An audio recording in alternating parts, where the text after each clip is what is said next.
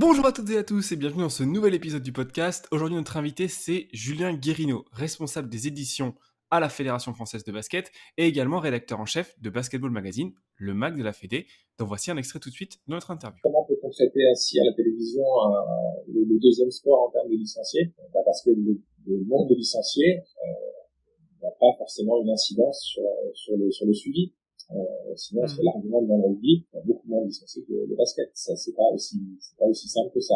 Donc, est-ce que les licenciés sont des consommateurs d'un produit basket qu'on peut leur présenter? Avec Julien, on a parlé du virus basket qu'il a mordu, des Lakers, de sa passion, du fait qu'il soit devenu journaliste sans absolument aucune formation, comment il s'était lancé dans ce monde simplement pour être le plus proche du terrain possible, son lien avec l'équipe de France, Zadar 2000 bien sûr, son relation avec Tony Parker, et puis de manière générale, la visibilité du basket, la difficulté parfois pour la fédération de fédérer les gens autour, et les droits télé notamment, le fait d'avoir des licenciés, ça ne se transcrit pas forcément en des consommateurs du basket. Je pense que c'est très intéressant. Et voilà, comme d'habitude, vous avez les chapitres en haut et les chapitres YouTube en bas. Si vous voulez aller encore plus dans le détail, likez la vidéo, abonnez-vous, partagez, laissez un commentaire, dites tout ce que vous en avez pensé et potentiellement des idées d'autres invités.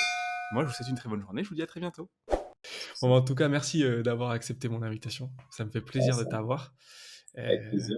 Comme je te disais au téléphone, j'ai des gens qui m'ont tanné pour t'avoir en plus, qui ont poussé ta candidature comme invité du podcast. Donc ça fait encore plus plaisir de t'avoir, du coup. Merci. C'est eux que je dois remercier. Et je voulais commencer par le basket, comme je te disais, du coup, un peu comment t'es tombé dedans, parce que les parents Berrichon, du coup, n'étaient pas dans le basket, et comment on devient, du coup, un féru de basket comme toi quand on n'a pas de contact au départ avec le sport. Ouais, j'ai essayé de fouiller dans mes souvenirs un petit peu pour voir les premiers liens avec le basket. J'avais commencé à jouer quand j'étais très jeune et bizarrement j'avais arrêté. Ah, ok. Ça m'avait pas convaincu tant que ça. Et puis je m'y suis remis jeune, ouais, adolescent vers 13-14 ans. Euh, et l'histoire est c'est assez étonnant, c'est que sur Paris il y avait un magasin de basket qui vendait beaucoup de fringues, de cartes, de trucs. C'était dans le quartier des Halles. Ok. Donc, comme je me mettais au basket, j'étais allé sur place pour essayer d'acheter quelque chose. Et j'étais tombé sur les t-shirts qui, à l'époque, c'était des caricatures de joueurs NBA. C'est des t-shirts qui sont rentrés un peu dans la légende. Ceux qui ont 40 ans connaissent bien. Il y avait des caricatures de Larry Bird, Magic Johnson, Jordan. Et moi, je suis tombé sur un t-shirt gris avec je connaissais rien du tout, avec un type avec un maillot jaune marqué 42, marqué Lakers. Il avait des drôles Des grosses lunettes. des grosses lunettes. Je trouvais que le t-shirt était vraiment sympa. Donc j'ai acheté, il y avait un James Worthy, j'ai aucune idée qui était James Worthy, mais j'ai acheté le t-shirt. Et le hasard veut que 2 jours plus tard, dans un kiosque à journaux, en fouillant, je suis tombé sur une couverture d'un magazine et il y avait ce même type que je connaissais toujours pas. C'était en une, ça s'appelait Sport Action à l'époque. Ok. C'était un magazine mensuel qui couvrait les sports américains, donc le baseball, hockey, foot américain et basket. Et là, la pub, c'était James Worthy. Donc, j'ai acheté, et là, c'était parti. C'est un peu obsessionnel, donc j'ai commencé à me renseigner beaucoup là-dessus. Et ça a commencé comme ça. Surtout à la fin de ce magazine, on pouvait commander une cassette qui s'appelait NBA Dazzling Dunks and Basketball Bloopers, qui est une cassette assez mythique. C'était édité par NBA, c'était Marv Albert, Qui commentait, ouais, il était en qui plateau et il commentait parlait des actions, je me rappelle. avec Layden, qui était l'ancien coach de Utah. Et voilà, j'ai commandé la cassette, et quand j'ai découvert la cassette, ça a été un choc absolu, parce que c'était trop beau. Je montrais, voilà, ça volait, par anglais, des lumières incroyables, des maillots super. Donc là, j'étais accroché. Et c'est jamais échappé après, t'as toujours eu la Non, passion. non, c'était en 1990, quoi, je me souviens bien. Ok. Donc à partir de là, c'est la NBA qui m'a fait rentrer dans le basket. Et la cassette, je l'ai toujours. J'ai dû la regarder 1 000 fois. J'ai appris l'anglais avec. J'ai tenu les premiers, ouais, il y avait Terence Stansbury à son concours de dog. Il y avait un tas de choses. C'était un vrai choc. Et à partir de là, j'ai commencé à commander des cassettes chez Pontel. Je sais pas si tu peut-être que tu connais pas Pontel, mais à l'époque, on pouvait commander aux États-Unis des VHS, qui arrivaient, je pense, avec 3 semaines de retard sur le match. Dessus, Ouais. il y avait un match en entier, la deuxième mi-temps d'un match. Donc, quand je commandais les matchs des Lakers, tous les 15 jours, je recevais une cassette, VHS anglaise. Et je regardais ça. Pour Et apprendre c'était, moi, l'anglais, il n'y c'était, a rien de mieux en plus. il y a C'est rien trop de mieux. bien. Et c'était les périodes où Canal+, passait, les premières finales NBA, il me semble que c'était les premières qui passaient en direct, c'était 1991, et en plus c'était Lakers contre Bulls, moi j'étais un fan des Lakers.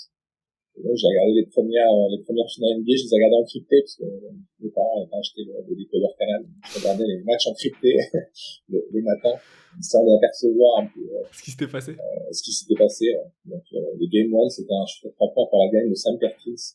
Moi j'étais furieux devant ma télé, je voyais rien, parce que c'était vraiment très très T'as compliqué. regardé vraiment le match en entier encrypté. Ouais, Waouh. j'ai regardé les 5 parce que les Lakers ont perdu En 4-1 4-1. après, ouais. Voilà, ils avaient gagné le premier match. Et ouais. Mon joueur préféré, c'était Vlade Divac. Donc, je regardais. Ouais, j'étais fan absolu des Lakers. Et mes parents ont eu pitié un an plus tard, ils ont acheté, on peut le dire aujourd'hui, ils ont acheté un décodeur pirate, c'était très à la mode à l'époque.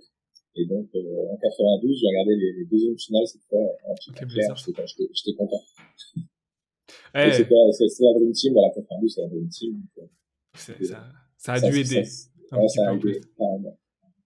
Et du coup, tu t'es remis à jouer au basket, t'as dit que t'avais arrêté, tu t'y es remis ou pas forcément, c'est Ouais, vraiment... à partir de là, je me suis mis, j'ai arrêté quand mes deux genoux m'ont dit d'arrêter, mais sinon, j'ai joué 30 ans à un petit niveau dans mon club, tout le temps. Je mangeais basket, je vivais basket, vraiment, de manière incroyable. D'abord par la NBA, et la NBA m'a amené au championnat de France, paradoxalement. Ouais, Parce que c'est la signature d'un joueur américain, j'avais lu dans l'équipe que Bo Kimble avait signé à l'époque à la Folde. ouais. Voilà. Pour les historiens du basket, Bo Kimble, je crois que c'était un numéro 6 de la draft, qui avait joué à Loyola Marymount. C'était une équipe qui était connue pour son run and gun, donc en fait, qui mettait 130 ou 140 points par match à On faisait l'époque. que tirer, ouais. Ouais. Il y a un documentaire extraordinaire qui existe, qui s'appelle The Glue of Go. Je conseille à tout le monde sur la philosophie qui avait amené à cette orgie offensive. Et les deux stars de l'équipe, c'était Bo Kimble et Hank Gathers, qui est malheureusement décédé sur le terrain pendant un match. Et le documentaire parle de son décès. Là, il y a carrément des images. Il est mort pendant un match. Il était meilleur marqueur et meilleur meneur de la NCAA au moment de son décès. Ah, il est mort Et, en universitaire? il est mort, Ah, je à connaissais pas l'histoire. l'universitaire. C'est une histoire incroyable. Et Bo Kimble, donc c'était le deuxième marqueur NCAA, et avait pris l'habitude de shooter ses lancers francs main gauche en hommage à son ami Hank Gathers qui était décédé. Et Bo Kimble a signé en France. Et moi, quand il a signé, je me suis dit, attends, un extraterrestre qui arrive, faut absolument que j'aille voir ça. Ça doit être un joueur hors du commun. Incroyable, ouais. Incroyable. Et donc, Lyon venait jouer à Paris, je suis allé voir jouer, c'était le PSG à l'époque. Et Bo Kimble, il a dû finir le match à 7 sur 25, il était affreux. Et donc, je me suis dit, ah bon, c'est ça, c'est le choix de la draft. Et puis surtout, les joueurs français étaient carrément plus intéressants que lui. Ça t'a tiré vers le basket français, quoi. À partir de là, j'allais aussi, je me suis abonné au PSG, j'allais voir le PSG tous les week-ends, c'était l'époque il y avait Yann Donato, Stéphane Rivaché, Laurent Gis Racine, Mustapha Ndoye, qui est devenu mon entraîneur des années plus tard, on m'a fait sourire. Et ouais, c'était PSG Racine. Il y avait une belle équipe.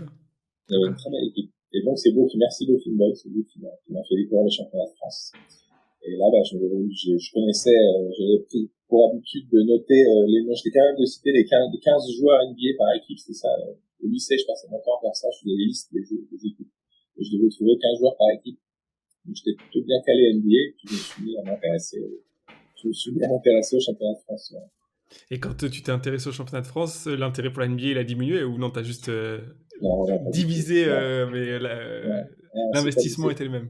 c'est comme quand on a des enfants, on Faut divise pas pas choisir. l'amour en deux, non, ça grandit. T'as Donc, grandi. non, je me suis autant intéressé au basket français, européen que NBA. Ouais, et puis, je reviens quand même parce que James Worthy de cette génération, c'est pas forcément, enfin, c'est pas le joueur qui est cité en premier par les gens qui disent qu'ils ont découvert la NBA. Donc, Non, mais moi, je suis un peu suis un peu incapable parce que j'ai aimé les Lakers quand ils sont devenus nuls. T'es Et arrivé trop tard. T'es arrivé j'arrivais trop trop tard. tard. Ça m'arrive souvent, hein. J'arrive souvent trop tard. C'est un de mes problèmes. Et avec les Lakers, donc c'est 91, donc c'était la séropositivité de Magic Johnson. Ouais. Les Lakers étaient venus, en plus moi j'étais fan des Lakers et ils venaient, ils ont joué le McDonald's Open à Bercy en 1991, donc quelques mois après la finale. Ouais. Contre Badalone, contre Limoges, ils avaient gagné 116-114 de tête contre Badalone à la dernière seconde suite à une honteuse décision arbitrage pour leur rendre la balle. Mais oui, c'était les Lakers. Après, ils sont devenus vraiment très mauvais et moi, je les aimais encore plus. J'aime bien quand ça se passe mal, moi. J'aime bien les destins un peu brisés. Les équipes qui réussissent pas forcément. Donc, moi, j'étais fan des Lakers. Moi, l'époque que j'ai préféré avec les Lakers, c'était Anthony Piller, Eddie Jones, Nick Van Exel. Nick. Ils gagnaient pas grand chose, mais j'ai bien démiré. Voilà. Mais il y a un côté magnifique, surtout dans des clubs avec de l'histoire, quoi. Dans cette recherche de retrouver l'histoire, de retrouver revenir au sommet, quoi. Ouais, et les Lakers, c'était pas encore dans le mode, aujourd'hui, ils sont dans un mode où on reconstruit jamais, en fait. Signe des vieilles stars. Ça leur réussit pas beaucoup, en fait. Pas trop là. Mais à l'époque, ils étaient passés par une phase de rebuilding assez longue. Ouais. Assez longue avec Cédric Ceballos, aussi, par exemple. Il était 50 points, alors qu'il prenait des doubles semaine après semaine.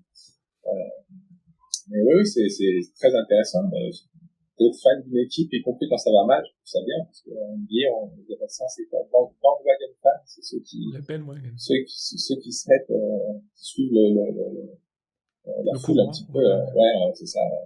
Donc les Warriors, si on est fan des Warriors, c'est moins beau que si on est fan des Warriors de Adonai Foy, Andris Biedrins. Ça, c'est les vrais, ça. Ouais. Les vrais, ça. Et du coup, cette passion pour les Lakers, tu l'as gardée jusqu'à maintenant, du coup? Ou un peu moins Moi, maintenant? j'ai changé d'équipe. Parce que maintenant, je suis Thunder. Ah. Mais donc, j'aime toujours les équipes mauvaises. Hein. C'est avoir un truc encore très mauvais. Mais ouais, les Lakers, j'étais fan. J'allais aux États-Unis très fréquemment et je collectionnais les cartes.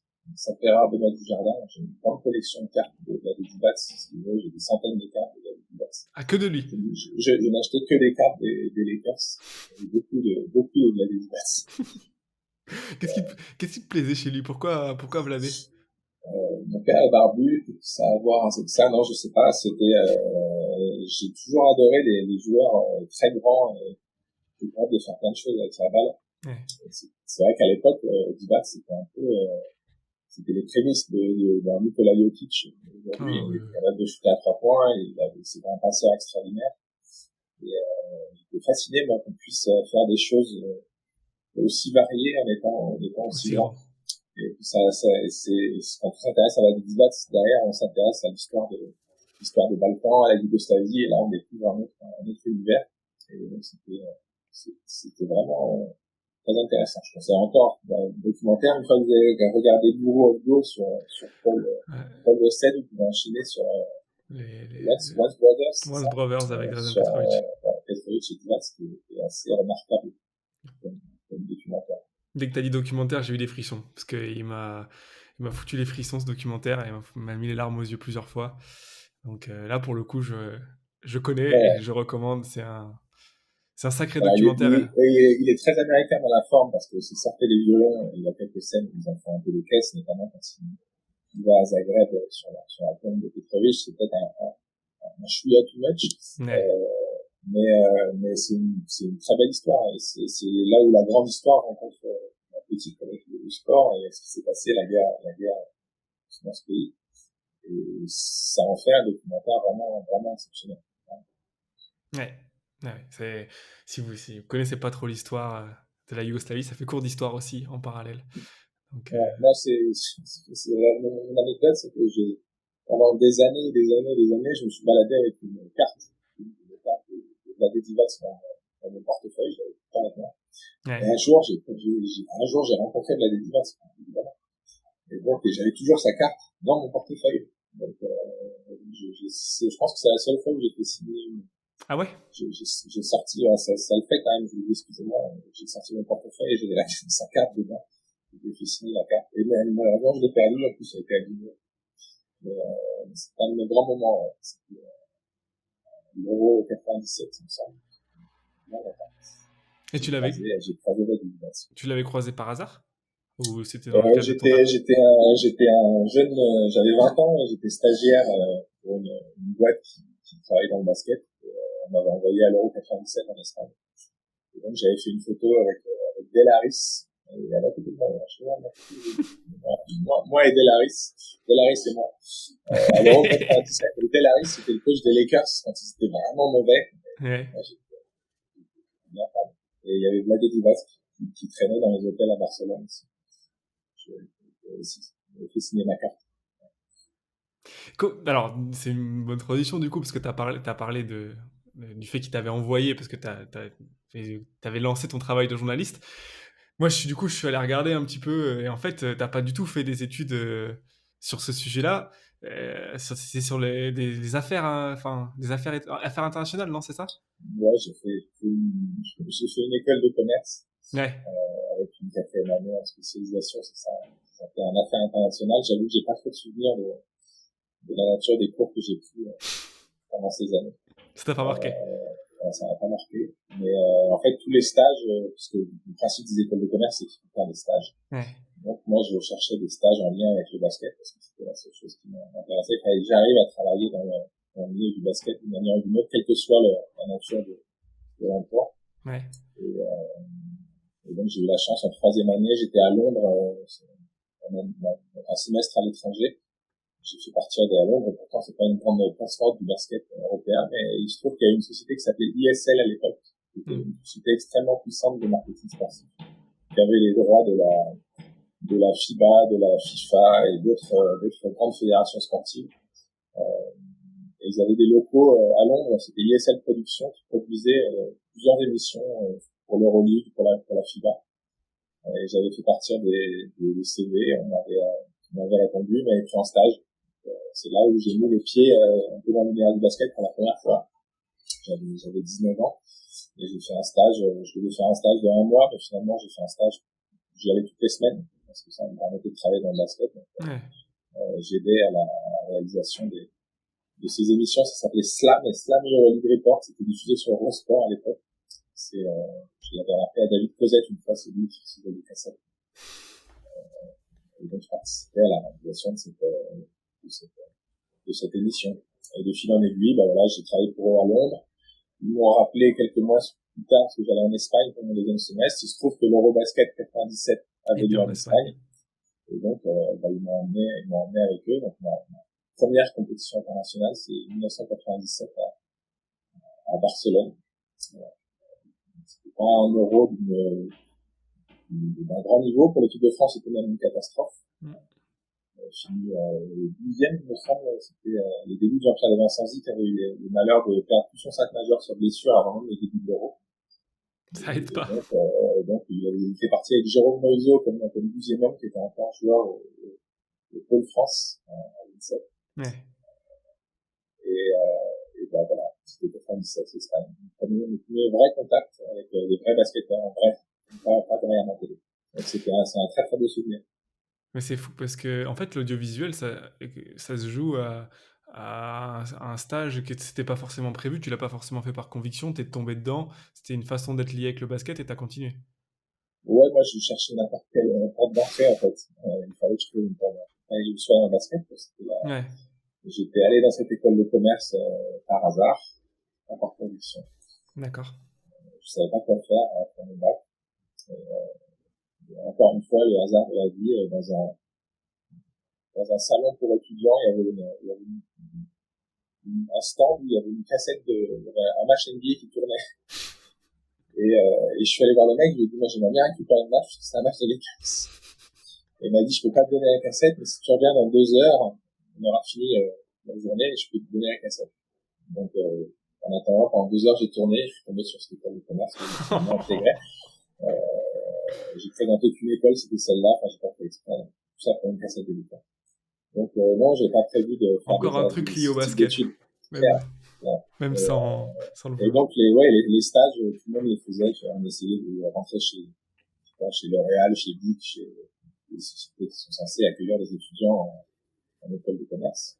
Et moi, j'étais dans une espèce d'appartement à Londres où on recevait des cassettes de Euroleague et on les découpait pour faire des résumés de matchs. Donc, c'était ça. Passionnant. Mais malgré tout, c'était quand même très très formateur parce que j'ai commencé par la production télé en stage et en Espagne, j'étais sur le marketing. On gérait les droits des partenaires de la FIBA. Donc ça m'a donné une petite idée de ce qu'était l'univers du basket et des possibilités qu'il y avait de travailler. On pouvait travailler en tant que journaliste, on pouvait travailler dans le marketing, on pouvait travailler dans plein de domaines. Et, bah, j'ai mis mon pied dans la porte. Ils continuent à me rappeler, quoi. Ils m'ont rappelé en 98, un an plus tard, ils m'ont encore rappelé pour que je fasse un stage de longue durée, mon dernier. Cette fois, je suis parti à la Coupe du Monde en Grèce, en 18. C'était l'année du local, donc les stars NBA étaient pas là. Ouais. Et la Yougoslavie a gagné, c'était en Grèce. Donc là, c'est un choc aussi, parce que j'ai vu le premier match à Athènes, des Grecs à domicile, c'est quelque chose. C'est vraiment quelque chose. Et par rapport à l'Euro, parce que alors du coup à l'Euro, t'es allé au match et t'étais en charge de faire des interviews ou de juste de relater ce qui se passait? Non, oui, on faisait en fait, c'est comme la société de production préparait du contenu qu'elle allait exploiter dans l'année, donc on avait un studio à l'hôtel et on faisait des interviews. D'accord, En préparation de cette émission qui s'appelait Slam, donc d'accord. on faisait des interviews de Economou à l'époque, ou Sacha Djordjevic, Ivan Banovic, c'est Carton Myers, en Italie. Donc voilà, on faisait des interviews et moi j'étais très content, hein. J'étais payé pour aller voir des matchs et puis faire des interviews à l'hôtel avec les joueurs. Je pense que j'avais trouvé ma voie là. Ouais, ça t'as été Ouais, convaincu ouais, assez vite. Et le côté marketing en 98, du coup, c'était différent de ce que les ouais, tâches c'est qui différent. t'étaient Bah, données? de toute façon, une société comme ISL, là, gérait les partenariats de la FIBA. Donc à l'époque, c'était Steamroll qui était un des partenaires phares. Il y avait Zepter qui était une marque de casserole. Et donc on gérait les droits, donc les activations, les animations pour les sponsors, leur présence sur les billboards ou les bandes, etc. Et donc là, par contre, j'étais un peu star-cravate à Athènes Ouais. et je m'assurais que les droits des différents sponsors soient bien respectés. C'était intéressant, même si c'était un petit peu plus éloigné de ce qui me plaisait. Ouais. Moi, ce qui me plaisait, c'était plutôt ce que j'avais fait un an plus tôt avec les joueurs, faire des interviews, voir des matchs. Donc, je cherchais encore un moyen de replonger dans cet univers-là. Mais je pense que c'est super intéressant la notion de. On est plein, il y a plein de jeunes, mais même des moins jeunes d'ailleurs, hein, qui savent pas trop ce qu'ils veulent faire de leur vie, mais qui ont un loisir, un truc qui leur plaît, et qui savent pas trop comment le relier à ce qu'ils pourraient faire dans la vie, quoi. Et il y a beaucoup de gens qui ont ce genre de témoignage de bah, j'y suis allé, quoi. J'ai essayé de trouver un truc en lien, et puis j'ai essayé, et puis à cette partie-là, je me suis rendu compte que ça me plaisait, cette partie-là un peu moins, et puis petit à petit en se lançant, en testant, en aiguisant un peu les couteaux, j'ai trouvé vraiment ma voix, quoi, ce qui me plaisait. J'imagine que le fait d'avoir fait les interviews, d'avoir fait le championnat, et puis après de l'avoir fait d'un peu plus loin, tu t'es dit, non, en fait, on va essayer de s'orienter plus vers des types de jobs qui pourraient m'amener à refaire comme en 97. Clairement, j'ai découvert, c'est le meilleur moyen d'être le plus près possible du terrain, c'était celui-là, quoi. Ouais. De faire des interviews, c'était de confirmer le match, c'était ça. Et je me suis dit, il va peut-être falloir écrire, ou alors c'est un peu d'un genre. Donc, j'avais rencontré Didier Lecor, je sais pas si c'est le nom qui dit quelque chose. Didier Lecor, avec Pascal Legendre, c'est les deux fondateurs de Maxi Basket, D'accord. Pascal, en je vois, 1900, mais. voilà, en 1982. Et moi, je dois beaucoup à Didier. C'est lui qui m'a embauché à l'époque à Basket 2. Basket 2. Et on s'était croisés avant, quand j'étais jeune étudiant, parce que pareil, je cherchais des stages, donc je lui avais envoyé les demandes. Je lui ai envoyé des tableaux, je me rappelle bien. Je faisais des tableaux Excel avec les noms des joueurs européens de NBA. Et ça avait dû lui plaire parce que j'avais quand même des références assez pointues, genre Radoslav Čurčić, je crois qu'il s'appelle, c'était un éphémère pivot serbe de Dallas. Ouais. Je listais ce type de joueur que personne ne connaissait. Et ça lui avait bien plu. Il avait dit, lui, il est un peu bizarre. Soit il a un problème, soit il est vraiment très intéressé. Ouais, il est vraiment fan. Et donc, il m'avait proposé d'intégrer Basket et 2 à l'époque où il le montait, mais moi, j'étais en première année d'école de commerce, je pouvais pas me permettre d'abandonner mes études. Mes parents étaient pas super ravis de cette perspective. J'imagine. Donc, je lui ai dit non, et il se trouve que Didier, il allait aux compétitions, donc il m'avait croisé en 1997 à l'Euro. Il m'a dit, qu'est-ce que tu fais là? Je lui ai expliqué. Un an plus tard, au Coupe du Monde, boum, il me revoit me pointer comme une fleur au bord du terrain. J'étais encore là. Donc, il s'est dit que j'étais vraiment accro. Et il se trouve que David Loriot, qui est journaliste de l'équipe, avait quitté Basket Hebdo pour justement rejoindre l'équipe. Début 1999. Et moi, j'ai eu de la chance, je suis tombé juste à ce moment-là, et il m'a proposé de travailler en tant que journaliste. Alors que mon expérience de journaliste se résumait à rien du tout, parce que moi j'étais diplômé d'une école de commerce, et donc il m'a fait confiance et je lui en suis évidemment très reconnaissant. Parce que du coup, quand tu as commencé à faire des interviews, tu n'avais aucune formation, tu savais pas trop Non, comment...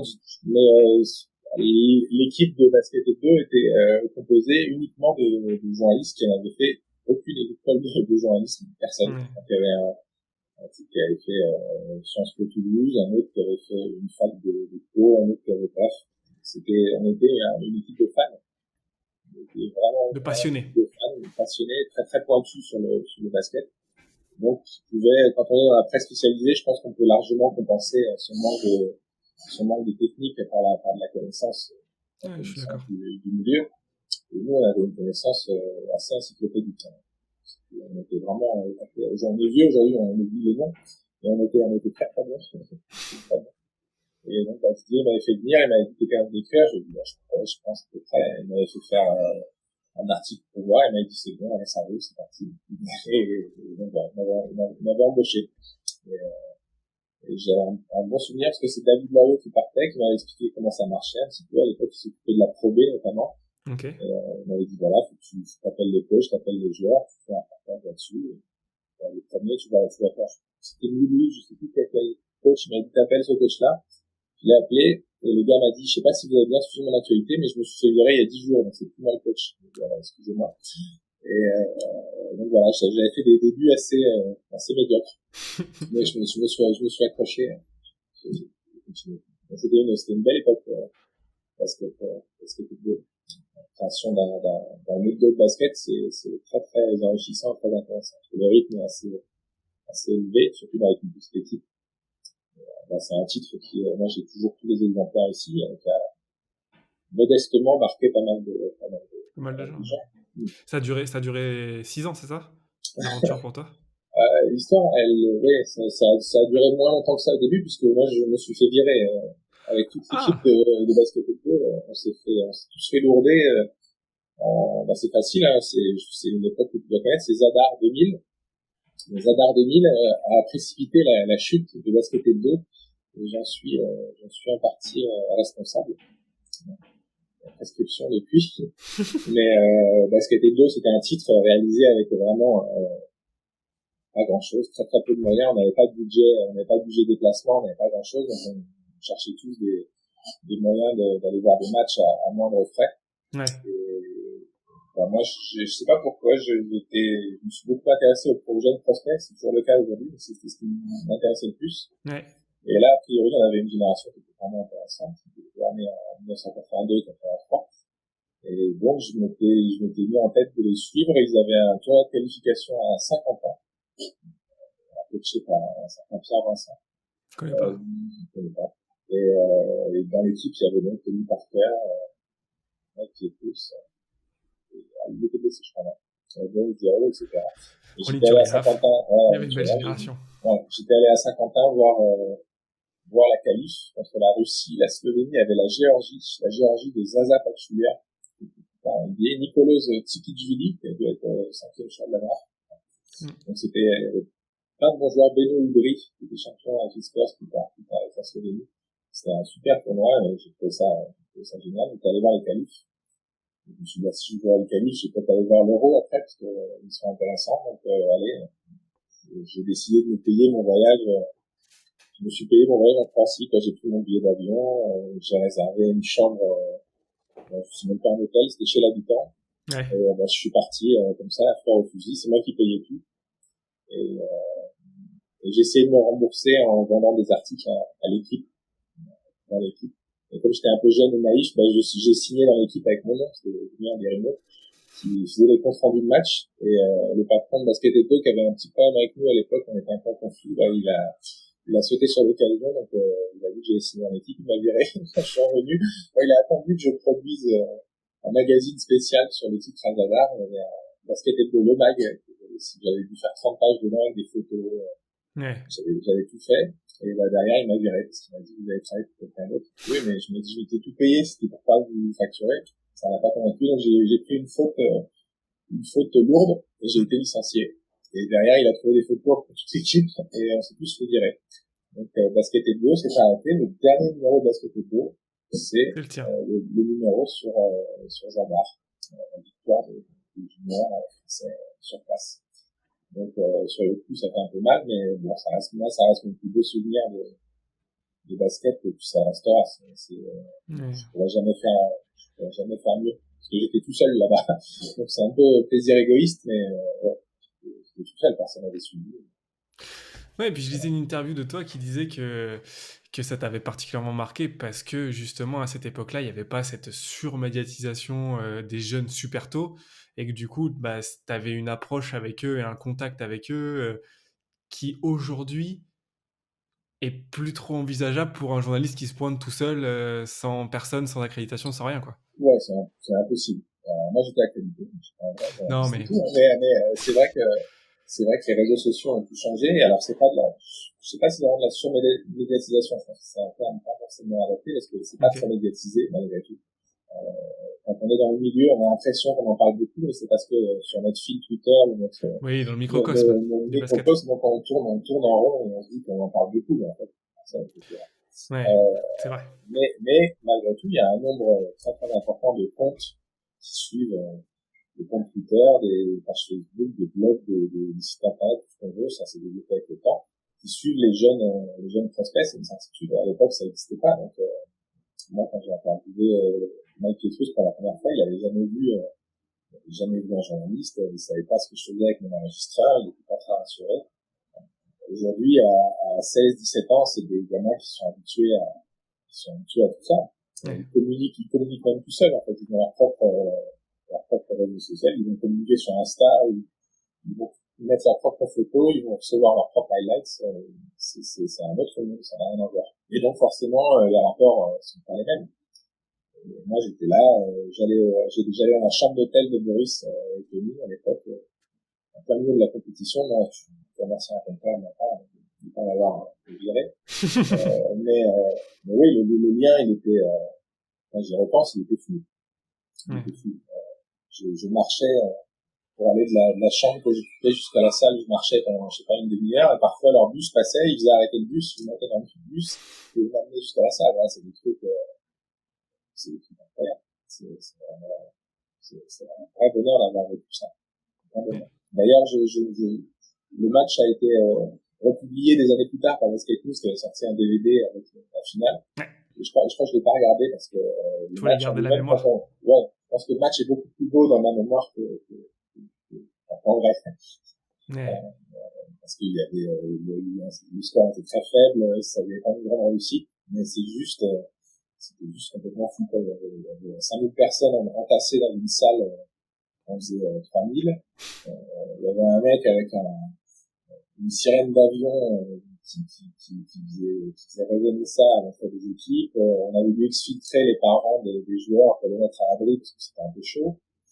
Voilà, c'était incroyable. Moi, au tour précédent, le mec derrière moi, j'étais au bord du terrain, le mec derrière moi m'a poussé pour prendre ma chaise et l'acheter sur le parquet. C'était chaud comme la grève. Euh, voilà, c'est des bons souvenirs. Et j'avais passé la fin, au téléphone, avec l'équipe, parce que ça avait dû finir à minuit, donc c'était trop tard. Et c'était François Brassama, le journaliste de l'équipe, et je lui racontais la fin de match en direct au téléphone, pour lui dire que finalement on avait gagné. J'étais parti faxer le résultat, oui, un fax, pour expliquer aux gens ce que c'est. Je mettrai un lien. Je me vois avec une photo de ce qu'est un fax. J'étais parti faxer le résultat, et quand je suis revenu, c'est là que la moitié de l'équipe m'a sauté dessus, que Tony Parker m'a vidé une bouteille d'eau sur la tête en me criant « t'as remboursé du bien, t'as remboursé du bien ». C'est un truc qu'on aperçoit, je crois, Ouais. et c'est mon meilleur souvenir. Je savais pas à l'époque que ça allait être mon meilleur souvenir, que mon premier vrai déplacement, ça serait mon plus beau souvenir. Mais c'est pas grave. Même si on est champion olympique en 2024 à Paris, là, ça sera toujours au-dessus émotionnellement. Puis t'as créé un lien, on en a parlé un petit peu, mais t'as créé un lien avec cette génération-là et avec ces joueurs-là que t'as suivi ensuite à la Fédé pendant des années, qui est fort, qui est difficile Ouais, à reproduire.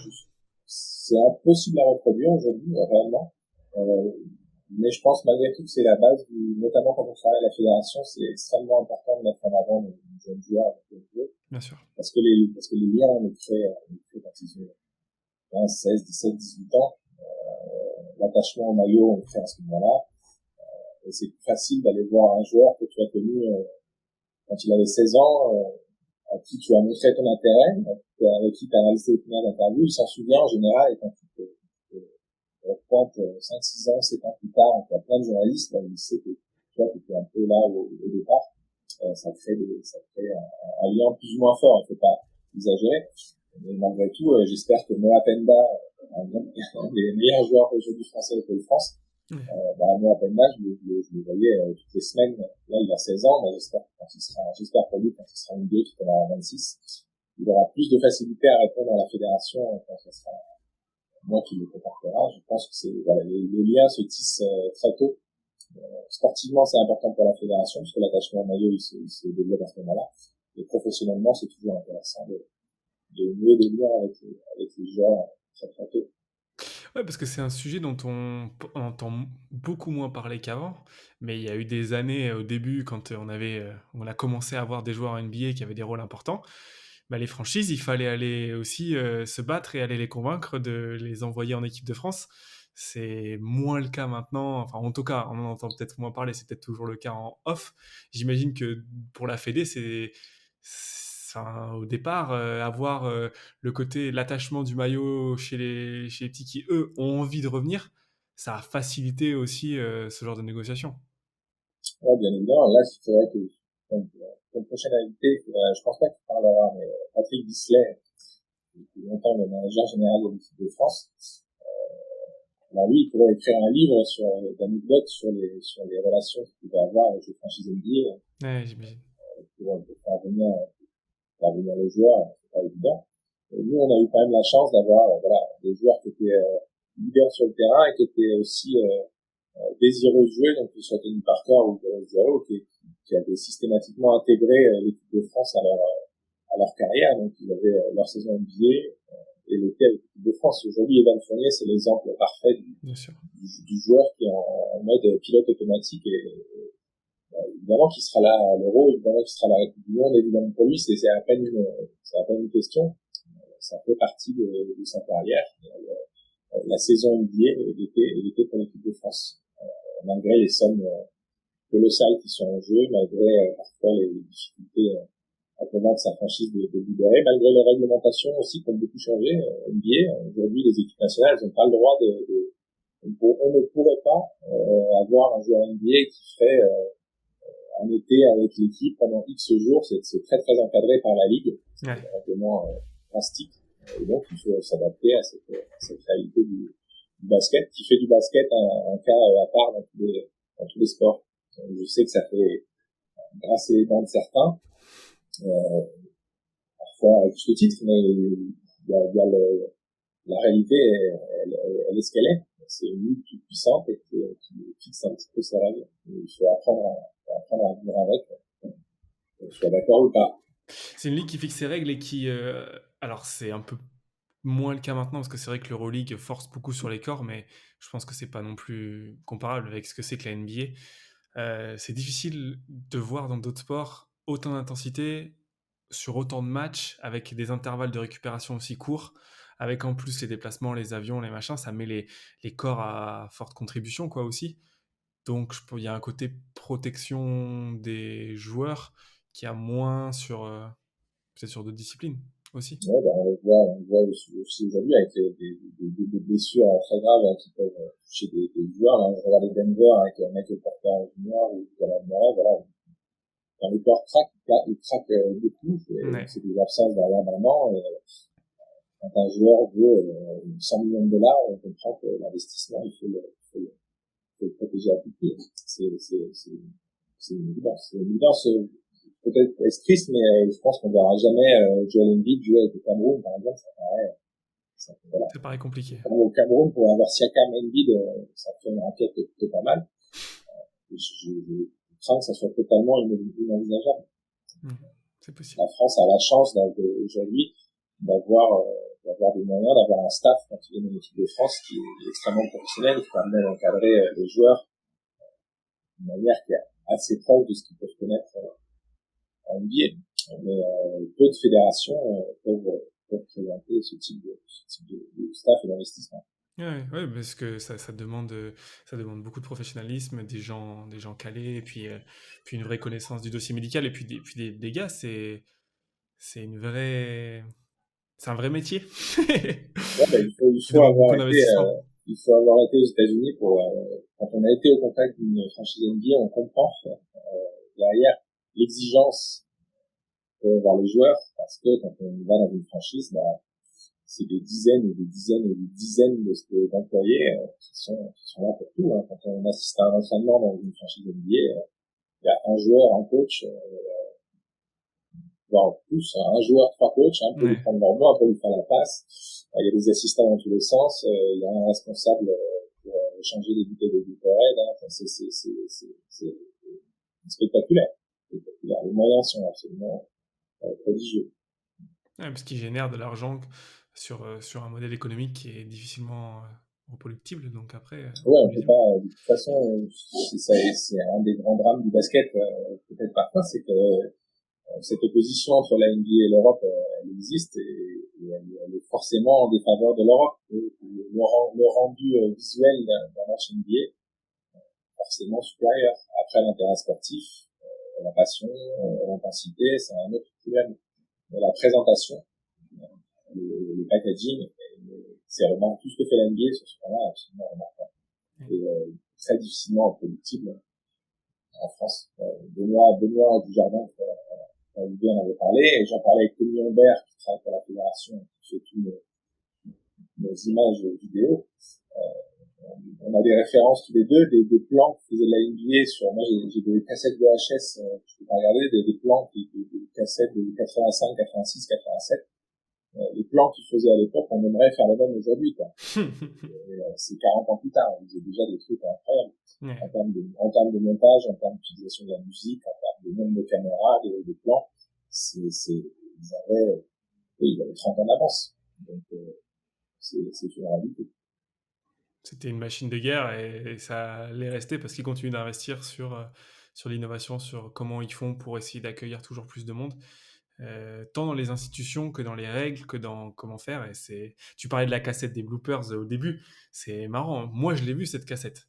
Et moi, je l'ai suivi et je crois que tu peux la retrouver sur YouTube. C'est un exemple des trucs qui font que l'idée, elle est folle. On va faire une vidéo sur des actions comiques, surprenantes, voilà, qui vont attirer les gens, mais qui mettent pas forcément en valeur le sport sur une action qui est belle en soi, quoi. On va mettre des actions gaguesques.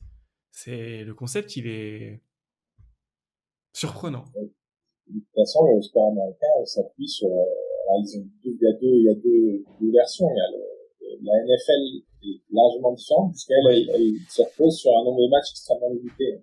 C'est un match par semaine et donc chaque match est un vrai événement. Et sinon, le sport américain, dans l'ensemble, le baseball, c'est 164 matchs, c'est du délire, quoi. Mhm. Tous les soirs, il y a un match, c'est ok, c'est aussi un grand nombre de matchs, le basket. Donc forcément, le volume sur lequel on peut travailler pour créer du highlight ou du décor sur ce que tu veux, Il est il monstrueux. est exceptionnel. Exceptionnel. Ouais. Ça, contre ça, on ne peut pas lutter. Hein. Il y a effectivement pas mal de réflexions sur comment bien filmer les matchs, c'est important.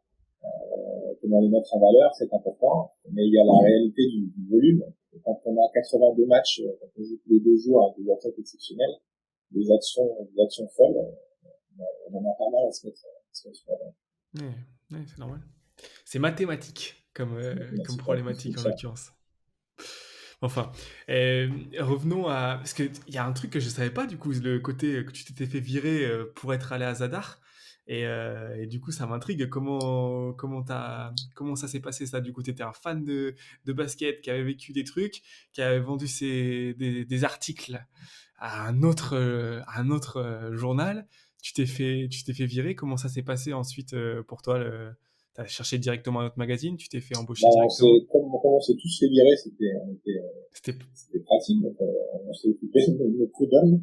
Et puis moi, l'objectif, toujours avec Didier Lecor et Pierre-Olivier Mathilde, c'était les 2 personnes chargées à cette époque. ouais. On a relancé quelque chose tout de suite, qui s'est appelé Basket News, puisqu'on avait plus le nom le nom Basket Hebdo nous appartenait pas. Donc, on a lancé Basket News. C'est tombé, malheureusement pour nous, c'est tombé pendant les Jeux Olympiques de Sydney. Donc, le paradoxe, c'est que le seul hebdomadaire de basket français n'a jamais parlé de la médaille d'argent des Jeux Olympiques de Sydney parce qu'il sortait pas à l'époque. Ouais. On était en phase on a recréé une société de presse. Les règlements, enfin, les lois en France permettent d'avoir un capital très faible pour monter ce type de boîte. Donc j'avais personnellement mis un peu d'argent.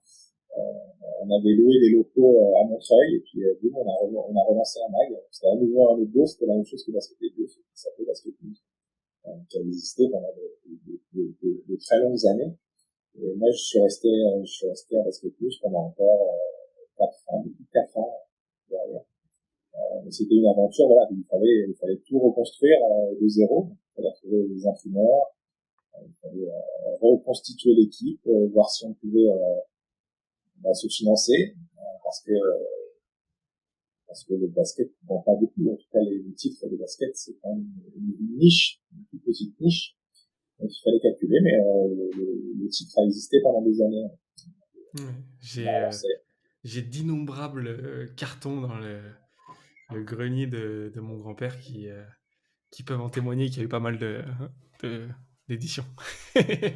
Mais moi je les regarde avec une certaine nostalgie parce que c'est vrai que ce que faisait Basket Hebdo ou Basket News à l'époque, aujourd'hui est un peu en décalage avec, voilà, les sites web qui permettent d'avoir de l'info en continu à la seconde. Le print doit changer sa manière de traiter l'actu. Aujourd'hui, il existe des mensuels et qui font du travail remarquable. C'est des grandes interviews, des grands portraits. Il faut proposer autre chose parce que ce que proposait Basket News, c'était beaucoup de traitement d'actu. Et aujourd'hui, le traitement de l'actu, il est fait sur Internet.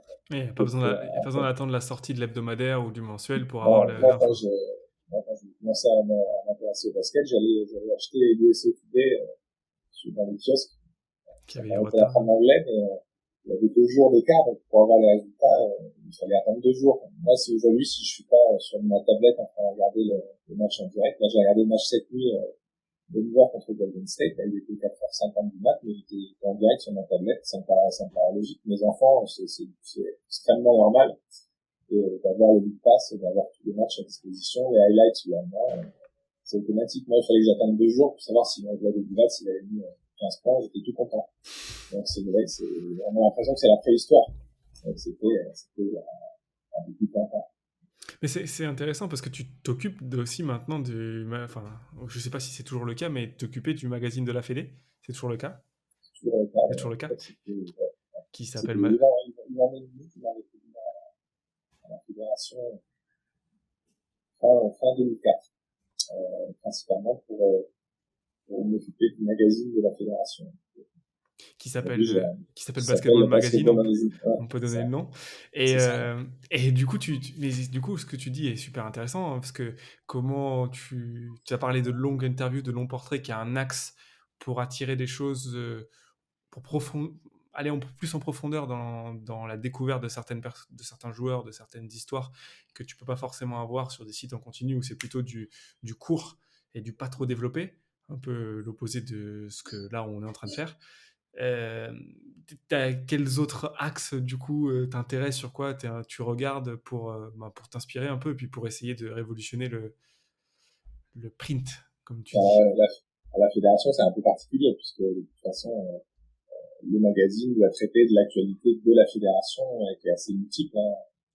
On a parlé d'équipe de France, mais la fédération, c'est aussi, ça peut te sourire, mais c'est aussi la fête du basket, c'est le basket Bien sûr, tonique, c'est le basket synthé, c'est le 3-3. c'est vivre ensemble. C'est tout un pan de la vie des clubs dont il faut parler, donc c'est de la communication. Aujourd'hui, par exemple, je pense que ceux qui font un travail remarquable sur le print, c'est le Multiverse, hein, que dit Théophile Messer. C'est un objet vraiment très très étonnant et hyper séduisant. Et eux, on fait partie de créer un objet à chaque fois qu'ils le sortent, avec une grosse recherche graphique, avec des sujets très variés, avec un gros travail photo. Ça, c'est vraiment intéressant. Ça, moi, c'est mon rêve aujourd'hui, ce serait de lancer un SoFoot ou un truc dans ce genre-là sur le basket, parce que le basket, il a des milliers d'histoires à raconter. Ouais. Je sais pas s'il a une clientèle assez grande pour supporter la création d'un magazine comme ça, sans doute pas. Mais à la fédération, la problématique, elle est différente. On est obligé de rester dans des sujets qui sont institutionnels, de mise en avant de l'institution et de mise en avant des joueurs de l'équipe de France. Donc, je pense que le terme révolutionné que tu as utilisé tout à l'heure, ça ne me concerne pas trop. Non, mais À la fédération, on révolutionne pas. Par contre, on a beaucoup changé au-delà du print. Ce que propose la fédération sur ses réseaux sociaux en termes de vidéos. Benoît, on avait un peu parlé avec toi, notamment sur le suivi de l'équipe de France. ouais. On a quand même franchi on a changé de braquet il y a quelques années et on propose des choses vraiment intéressantes et très modernes, je pense, Ouais, je suis d'accord. dans le suivi des équipes de France notamment. Il faut revenir un peu en arrière, et même toujours, avant, on n'avait pas, il y avait des compétitions, tu suivais les équipes de loin, quoi. Tu voyais les résultats, tu voyais comment ils interagissaient depuis la télé, et pas plus. Là, on a quand même un produit qui, pour des gens qui sont fans et qui ont envie de suivre et qui ont envie de faire partie du mouvement, Team France, peuvent vivre de l'intérieur, quoi. Benoît le disait et à juste titre, quand tu regardes ce qui se passe, mais même les Espagnols, hein, j'ai pas besoin d'aller très très loin. Les Espagnols ne font pas autant de contenu sur ce qui se passe dans leur équipe, qui est pourtant un grand du basket. Ouais, mais c'était le parti pris qui avait été initié ça en 2012, donc, ou même en 2011, à En la sortie 2011 de avant. basket qui nous a qualifiés pour les Jeux Olympiques. On avait fait un documentaire qui s'appelait Eurostar, avec le voir dans des petites conditions un peu rocambolesques, qu'il a évoqué. Et quand on a eu fini ce documentaire, on avait poursuivi l'idée en faisant On Zero to London. C'était la première web série qui avait été lancée. On avait suivi les entraîneurs, le staff médical, certains joueurs, etc. pendant toute l'année jusqu'à Londres. Et la web série s'était poursuivie également en prépa pour les Jeux Olympiques. Elle s'était arrêtée au moment où les Jeux Olympiques commençaient, parce que les Jeux Olympiques, c'est un univers particulier où il y a des droits à respecter. Donc, de toute façon, on n'aurait pas eu accès à des images, on n'aurait rien pu filmer. C'est un peu la spécificité des Jeux Olympiques. C'est la plus grande compétition, mais on ne peut rien y faire en Ouais. en termes de code, quasiment. Et donc, depuis cette époque, la fédération a pris l'option de faire une web série sur l'équipe de France pour être plus près de l'équipe de France en permanence.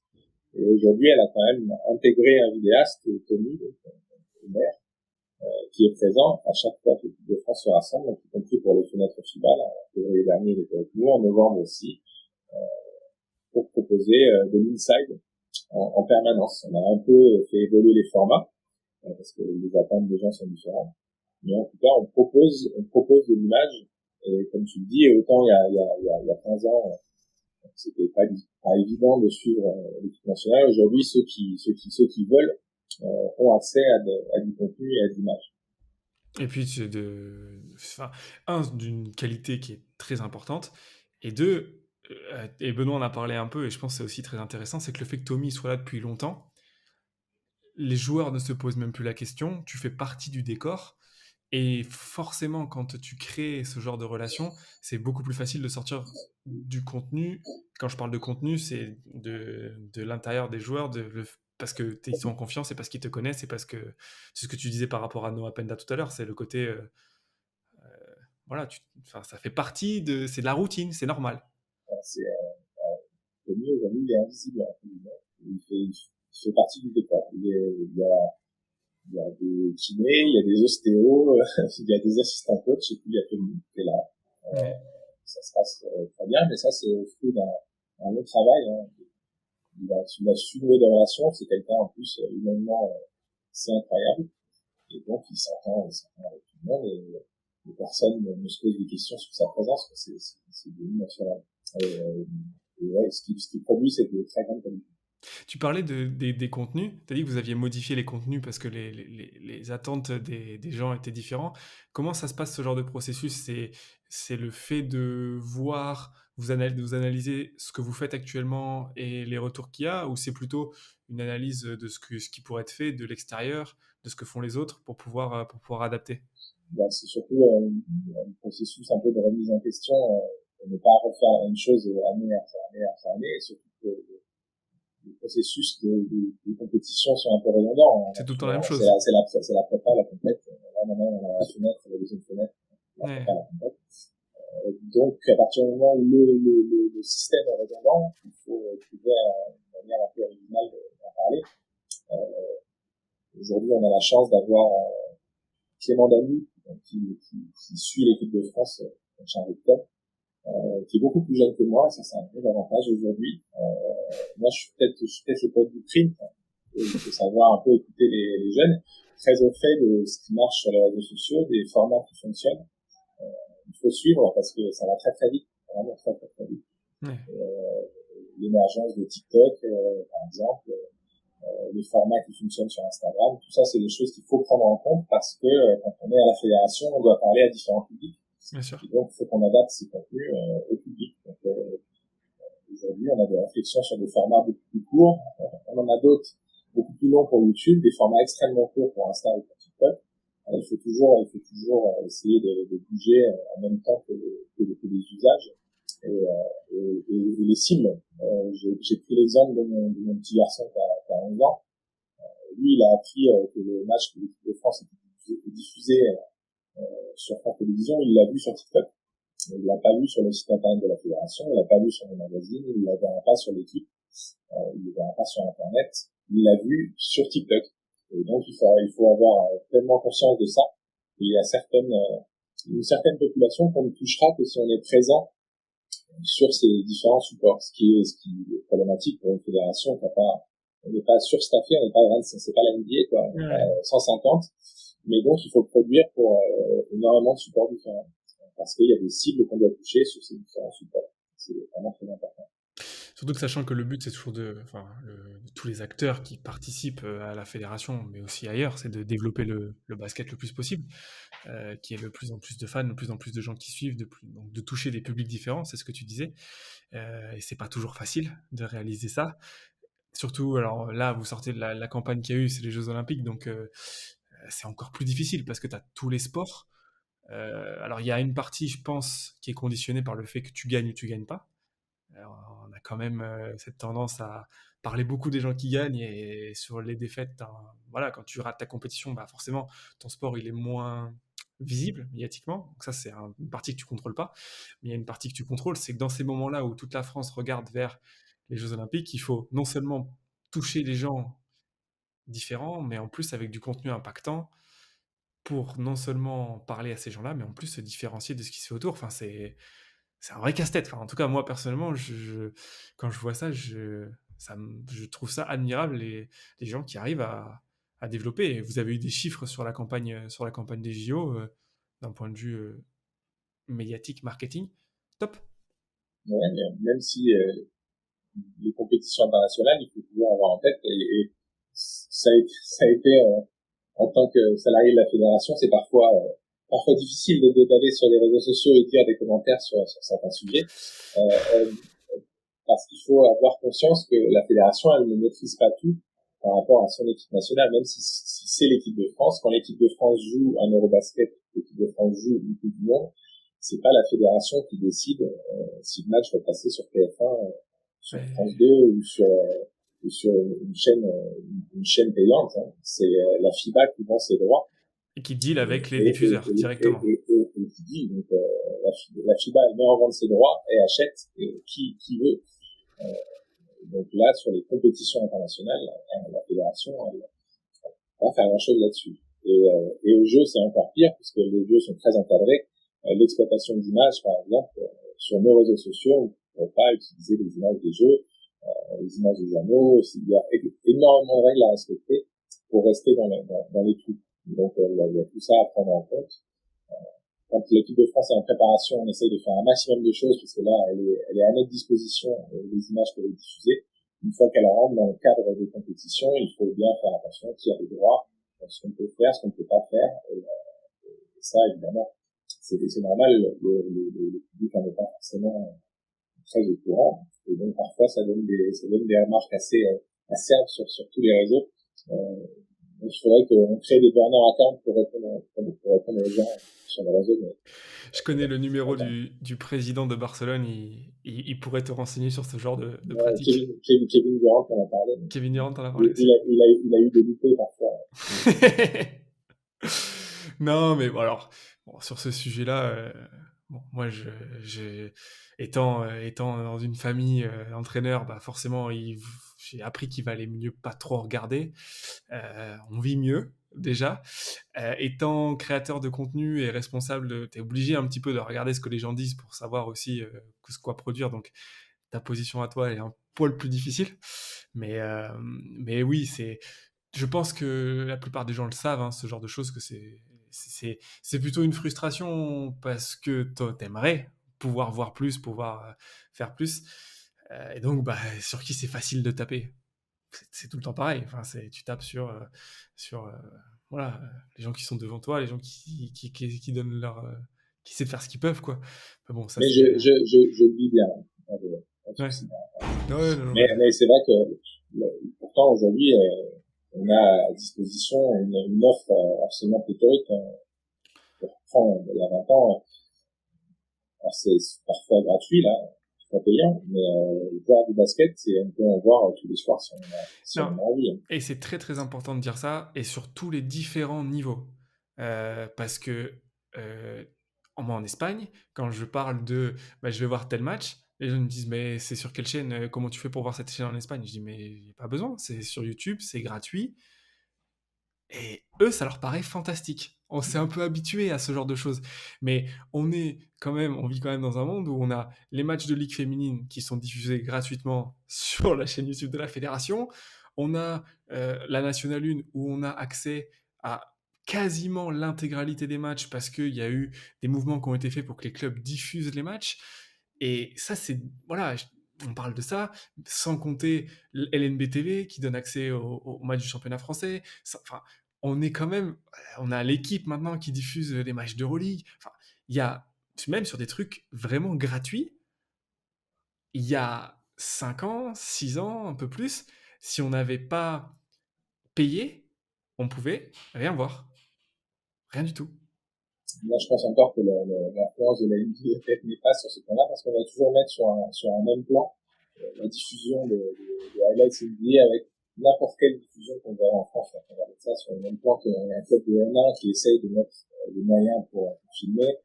On va comparer. La comparaison est cruelle et elle n'a pas lieu d'être. Ouais. Il faut parfois apprécier ce qui est proposé.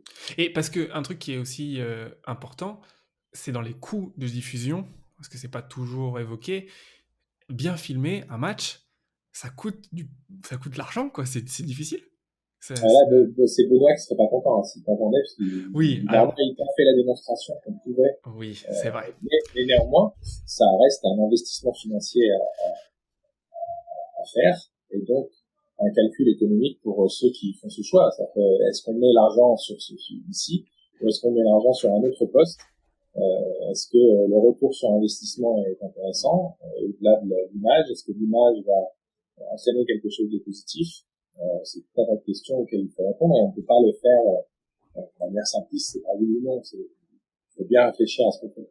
Ouais. Ouais, je suis d'accord. Bon, c'est un problème, un problème compliqué. D'ailleurs, Benoît, je sais que j'ai vu qu'il avait mis il y a pas longtemps une vidéo pour montrer comment il filmait des matchs en qualité professionnelle avec pas grand-chose. Je vous invite à la regarder si ça vous intéresse. Tout le monde n'est pas Benoît Dujardin aussi, hein. Bon, c'est son métier aussi, ce qui n'est pas le cas de tous les clubs. Euh, Tu parlais tout à l'heure de SoFoot. Tu vois, le côté anecdote, le côté pouvoir vendre un petit peu des choses différentes. Pourquoi tu penses que c'est quelque chose qui intéresserait pas la majorité des gens? Ah bah, parce que moi, je viens d'un monde, en l'occurrence, le monde de basket été, de basket nous, on vivait sur un fil, semaine après semaine, quand même, avec Ouais. des chiffres de vente qui étaient limites. Ça a toujours été la réalité des publications de basket.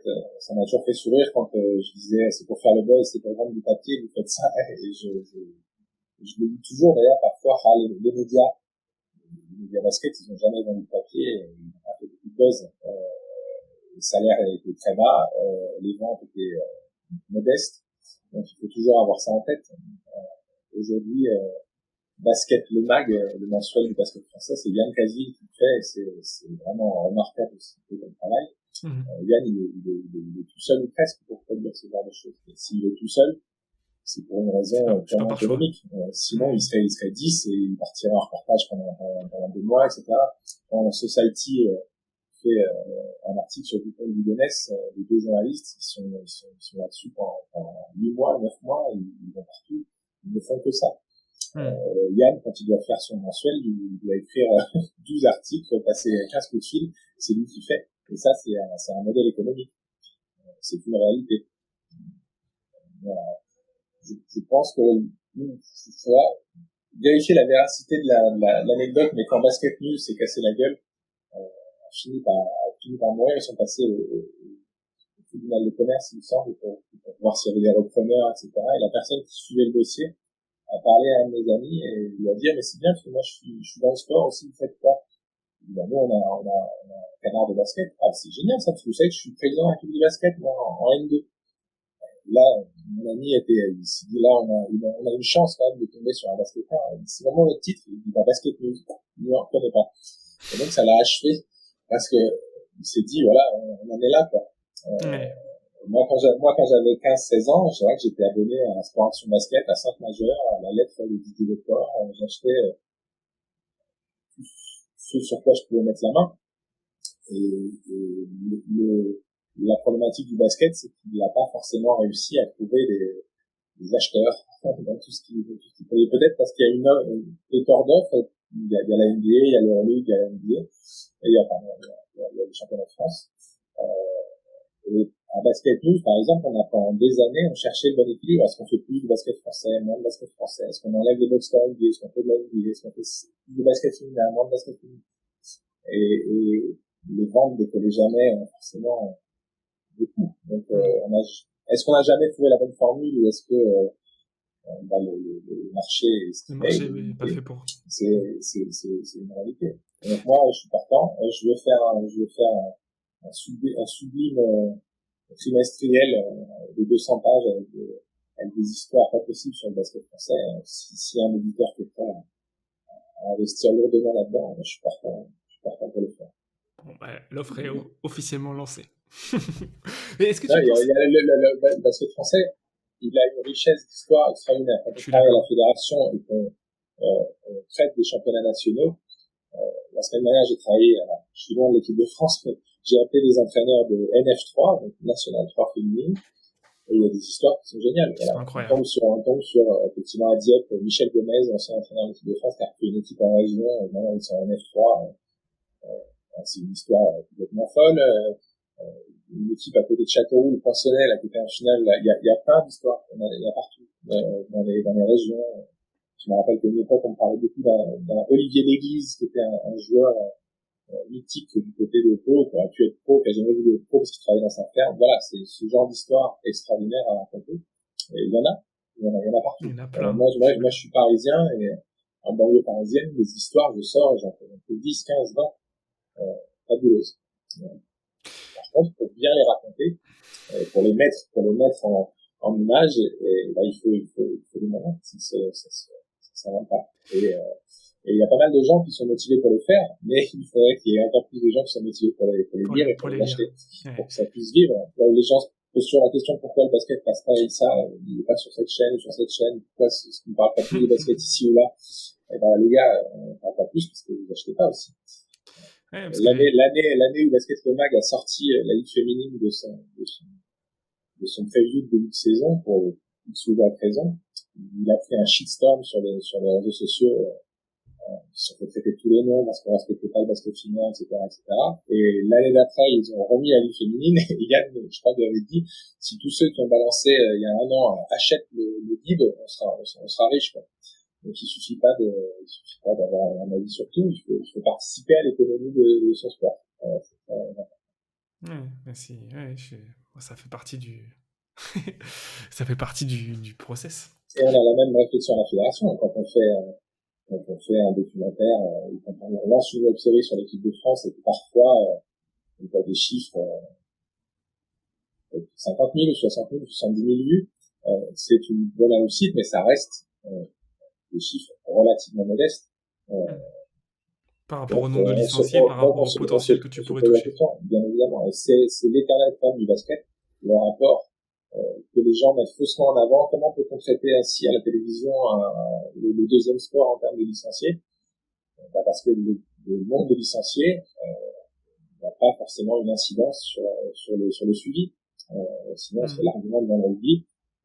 Il y a beaucoup moins de licenciés que le basket. Ça, c'est pas aussi simple que ça. Donc, est-ce que les licenciés sont des consommateurs d'un produit basket qu'on peut leur présenter? C'est la problématique éternelle du basket. C'est des questions super intéressantes. Ça. Tu vois, tu parlais d'anecdotes, je suis désolé, j'y reviens parce que ça me passionne. Parce que je sais que tout le monde adore les histoires. Enfin, je connais personne qui n'aime pas une bonne anecdote, tu vois, ça fait partie de la vie, quoi. Et tu te dis, les gens adorent qu'on leur raconte les histoires. Donc, doit y avoir un truc, une façon de, de tirer. Mais quand tu regardes, tu vois, bon, ok, il y a les livres, tu peux donner plein de raisons de pourquoi les magazines, etc. Il y a les chaînes, il y a des vidéos sur YouTube, il y a des, t'en arrives même à te demander, parce qu'au final c'est la conclusion que tu dis, peut-être que c'est pas un problème de format en fait, peut-être que c'est un problème de, C'est peut-être le problème qu'on fait pas bien notre boulot, que je fais pas bien mon boulot. non mais, Parfois on s'intéresse. Non, mais c'est une interrogation. Et la cible et à quel point elle est importante, et à quel point elle permet de faire vivre une certaine économie. À la fédération, c'est une autre problématique. Moi, j'ai pas cette problématique. Je suis assez à l'aise pour en parler parce que le magazine de la fédération, c'est un magazine sur abonnement. J'ai pas à réfléchir à qui mettre en couvre pour espérer faire quelques ventes supplémentaires. Cette problématique, je ne la connais pas, je la connais plus. ouais, Mais quand on travaille dans un magazine, ben, on se pose la question, voilà, comment faire pour attirer 500, l'attention. 500, est-ce que 500 ventes de plus, ça change? Oui, ça change. On est sur des volumes qui sont tellement faibles que ça va très très vite. Hein. À Basket News, parfois on vendait moins de 10 000 exemplaires. Ça fait peur. Chaque Mais, semaine, on va vendre 8 500 ou 9 000 exemplaires. mais, C'est terrible. Et on avait ouais, ça. À l'époque, c'était 500 000 licenciés. Donc, il y avait un rapport entre c'est les 500 ça, 000 licenciés voilà. et les 8 500 ventes. Et attention, le milieu est assez éloigné de cette réalité parfois. On se dit, voilà, ce joueur fait la une de la presse spécialisée. Oui, mais ça reste un presse spécialisé. Ça n'a pas touché en dehors du petit cercle beaucoup de gens. Ouais. Ce que tu dis sur le fait que tu as l'impression que tout le monde parle de ça, je pense que un bon exemple, c'est Victor Wembanyama, qui est quand même un joueur comme on n'en a jamais vu. Et les gens dans France qui sont pas dans le monde du basket ne le connaissent quasiment pas, quoi. Il y en a très très peu des gens qui sont pas basketteurs. Non, bah, ce que t'aimes bien les anecdotes, la meilleure anecdote, c'est quand je suis revenu de Zadar, j'ai repris l'avion avec les joueurs, et quand on est arrivé à l'aéroport, Il y avait quelques familles qui étaient là, enfin, les personnes, c'est logique, c'est des juniors. Je dis pas, je ne m'attendais pas à ce qu'on ait un accueil présidentiel. Et tenu par cœur, il y avait personne pour aller chercher, qui était tout seul, dans l'aérogare. Donc, moi, ma mère était venue me chercher. Et Anthony, je l'ai ramené chez lui. Donc, on a pris, il s'est mis à l'arrière d'une Fiat Punto grise. On a pris le périph'. Il a piqué au passage la coupe, de champion d'Europe. Il a toujours chez lui, à San Antonio. Ouais. Et ben, on est parti, je l'ai ramené chez lui à Boulogne. Et je me dis que personne ne connaissait ce garçon. Et l'année suivante, qu'il a passé avec Paris, il y avait peut-être 1500, 2000 personnes à Coubertin pour le voir. Et un an plus tard, c'était devenu un phénomène. Il était parti juste beaucoup plus loin. Il était parti de côté de l'Atlantique. Il avait joué un billet. Et là, tout le monde le connaissait. Donc voilà. À Paris, personne ne le suivait. Il est parti à San Antonio. Quand il a venu en équipe de France, c'était un véritable phénomène. Donc, ça pose des questions sur les ressorts de la popularité, ce qu'on suit, comment on devient une star. Alors, Victor, peut-être que c'est un cas à part, parce que là, on parle d'une licorne incroyable. Mais tu multiplies par 100, donc tu vois, est-ce que ce qui est fait, ça devrait pas, si tu suis les chiffres, être beaucoup, beaucoup plus, quoi, tu vois?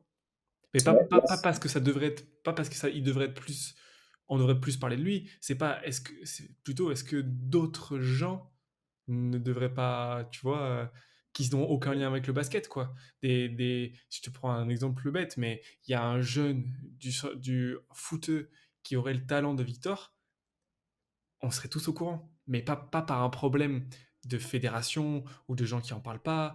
C'est parce qu'il y a un ancrage de base dans la culture qui fait que je pense que c'est super compliqué d'en sortir, quoi. il ne faut pas lancer sur le sujet de la culture sportive en France. Je pense que c'est assez faible.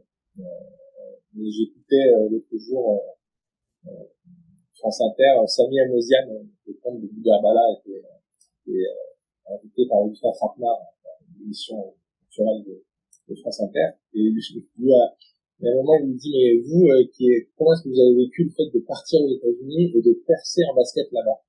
Et dans ma tête, je souriais parce que Samy Amosian, il était 12e homme à UConn, il n'a pas joué, hein. C'était une aventure. Et c'est ça aussi, c'est une des histoires les plus exceptionnelles du Elle est basket ouf. français. Elle Ouais. est fabuleuse.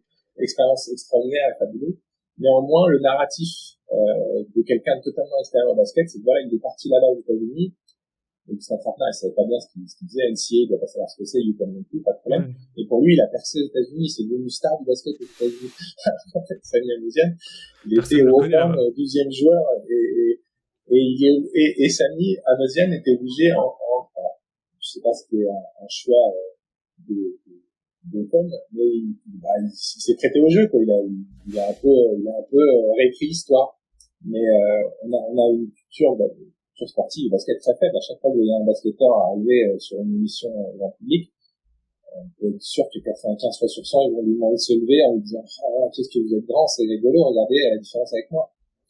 C'est quand même c'est pathétique, quoi. Ou alors, ils vont sortir un panier, il va falloir qu'il shoot, parce que c'est rigolo. On ne verrait jamais ça avec un autre sportif, comme le mec qui fait du biathlon, ils vont pas lui demander de tirer sur des cibles sur le studio. Pourquoi est-ce qu'on a cette approche? Le basket, c'est un petit milieu, il a sans doute des faiblesses en termes de lobbying, en termes de capacité à se tourner vers les autres. Moi, je pense qu'on a un sport, comme on a plein de règles, c'est assez compliqué de suivre le Ouais, basket. c'est vrai. Et aujourd'hui, quand on veut suivre, alors va expliquer à quelqu'un que la Champions League, c'est pas la Ligue des Champions, parce qu'il y a l'Euroleague, même moi j'ai lâché l'affaire, on peut pas. Quand mes gamins voient l'équipe de France en février et ils me demandent pourquoi Batum n'est pas là, j'ai pas envie de leur expliquer en fait. Je Compliqué. devrais pas avoir à expliquer. C'est trop compliqué. Pour aimer le basket, il faut faire trop de concessions. Pourtant, je l'aime. Il faut avoir envie. Il faut vraiment avoir envie. Ouais, c'est un sport passionnant d'un point de vue à un modeste niveau, tu vois. Nous, quand sur les petites vidéos qu'on fait d'analyse, j'ai montré à des gens, tu vois, qui sont sportifs, mais sur d'autres sports, et qui disaient, ouais, mais c'est super intéressant en fait. Je devinais pas qu'il y avait autant de stratégies, de choses que tu pouvais faire. Et en fait, c'est sûr que Au foot, par exemple, c'est pas pareil.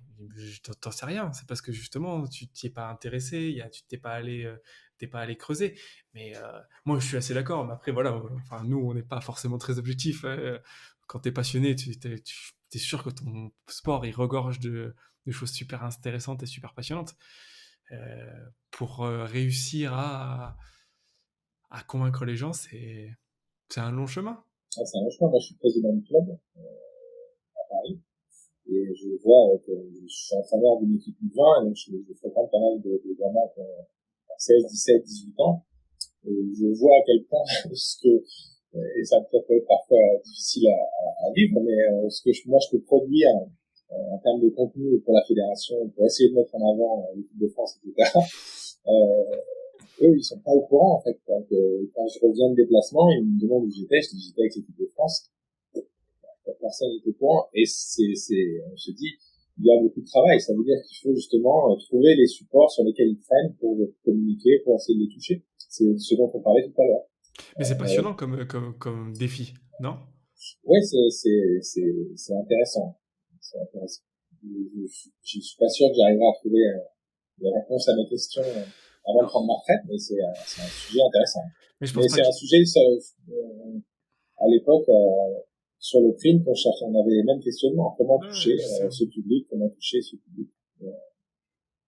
Pas forcément des solutions. Tu sais, je pense qu'il n'y a pas de réponse, hein. Je pense pas qu'il y ait de réponse fixe et que un jour il y aura quelqu'un qui va trouver un contenu et qui va révolutionner et qui va faire que la France entière va s'intéresser au basket. Je suis pas sûr que ça fonctionne comme ça. Non, mais là, par exemple, et c'est intéressant d'ailleurs ce que développe un média comme First Team ou comme Trash Talk. Après, c'est principalement sur la Sur la NBA. Hein, NBA. voilà.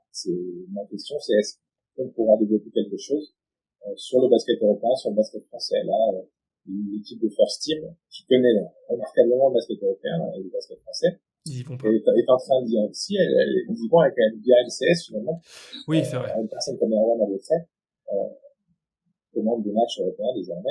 On va voir, est-ce qu'ils vont trouver un public. Moi, ça m'intéresse de voir ce qui va se passer. Ouais. Tu parlais des jeunes tout à l'heure. Je pense que c'est difficile à estimer, mais je n'ai pas forcément d'idée. Mais combien de gens sont licenciés parce qu'ils connaissent Stephen Curry ou parce qu'ils connaissent LeBron James, c'est parce que du coup ils ont entendu parler de ça, ils ont vu des vidéos et ils sont pas forcément intéressés plus au basket, juste ils restent dans ce truc-là et pour toucher des gens qui regardent que des vidéos YouTube de Stephen Curry et les ramener à ce que c'est que le basket, enfin Là, c'est c'est ce qui s'est passé avec moi, il faut les attirer dans les salles. Je suis persuadé que c'est ça la solution. Parce qu'une fois qu'on va dans une salle et qu'on découvre une ambiance, un environnement, même si on est à Andrézieux, à Poitiers, en N2, en N3, on va trouver ça chouette. À la fin, c'est vraiment agréable à vivre comme expérience. Ouais, je suis d'accord. Il y a des histoires incroyables.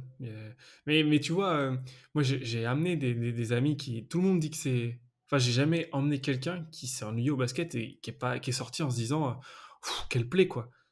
Personne, absolument personne. Mais ça veut pas dire qu'ils sont revenus ou qu'ils y sont retournés. Et pourtant, j'essaye de les motiver, hein.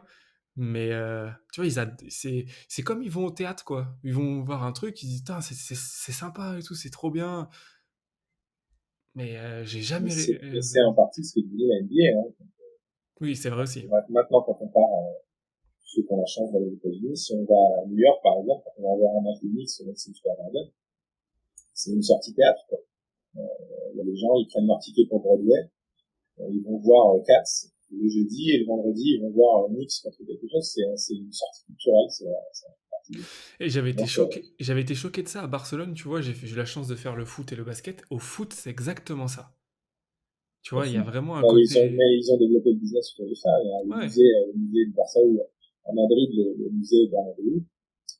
C'est pour que les touristes qui passent par Madrid ou Barcelone intègrent ça à leur passage. Et la NBA, c'est devenu ça. Je doute qu'un touriste étranger à Paris intègre un passage par Nanterre ou Boulogne-le-Vallois. Ouais. Mais par contre, il ira au PSG. Il ira au Parc des Princes parce que ça fait partie du voyage. Ça va venir petit à petit. Moi, je suis positif. Je suis positif, j'y crois parce qu'il y a il y a toutes les ressources pour. Mais en tout cas, j'ai noté ton appel. Si jamais quelqu'un est intéressé pour créer des histoires sur un print trimestriel, 200 pages, t'as dit? Ouais, je suis chaud, je pense qu'on peut faire des choses formidables sur le Ah, basket français et européen. ah, Parce que le ben, basket européen, il a cette richesse culturelle et historique que n'a sans doute pas le basket américain. c'est- Quand on parle des Balkans ou des rivalités Catalogne, la France de l'Espagne, il y a il y a des histoires énormément de sujets fantastiques. à développer. Ouais, mais C'est formidable. juste là, sur la semaine, je pense à la Virtus Bologne, par exemple, qui est en train de devenir, enfin, de redevenir un grand d'Europe. Il y a une sacrée histoire sur la chute. Tu parlais des clubs que tu as supportés, qui avaient galéré. La Virtus, ils ont quand même eu quelques années compliquées. Tu penses à Basketland qui a gagné la Coupe de France. Combien de clubs dans les Landes, ils ont des histoires fantastiques de joueurs tu parlais d'Olivier tout à l'heure qui avait jamais voulu jouer en pro, il était à Pau, mais il était resté dans sa ferme. Combien d'histoires on en a comme ça? C'est ouais, les duels Olympiakos-Panathinaikos, il y a des histoires. Moi, je Bien suis allé sûr. à Belgrade. À Belgrade, quand je dis ah, je connais le basket, la première question qu'ils m'ont posée, mais une quinzaine de personnes, hein, partisans ou étoiles rouges, c'est la première question. Et sur des études comme ça, il y a de quoi faire un livre. Il y a de quoi faire un livre sur chacun de Ouais, ces c'est clair. sujets. En plus, les joueurs français aujourd'hui s'exportent, donc il y a des joueurs français absolument partout.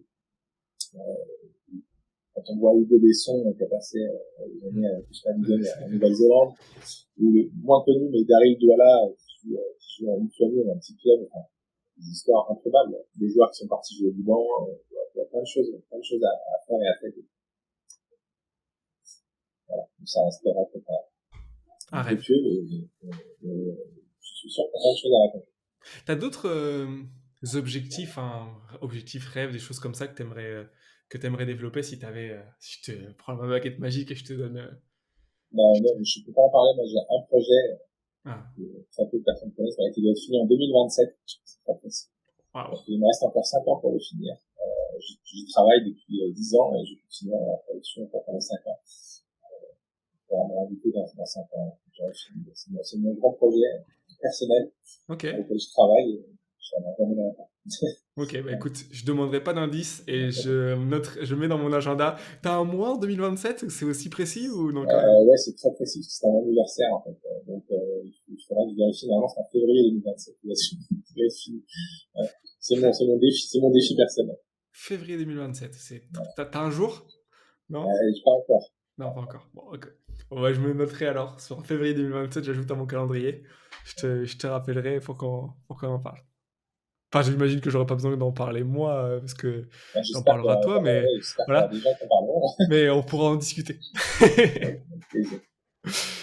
Est-ce qu'il y a des sujets desquels j'ai pas forcément parlé sur ton travail, sur ce que tu fais, sur ce qui te passionne, que tu aimerais mentionner, ou parce qu'on a déjà échangé sur pas mal de choses? Non, pas particulièrement. Moi, je voulais juste faire une petite aparté à propos de la fédération. Dire que, par exemple, j'entends parfois que les gens de la fédération sont peut-être déconnectés vraiment des clubs, du fonctionnement. Ça me fait parfois sourire parce que le service communication de la Fédé, on a plusieurs présidents de club, on a un président de comité départemental, on a des gens qui vont jouer en National 3, voilà.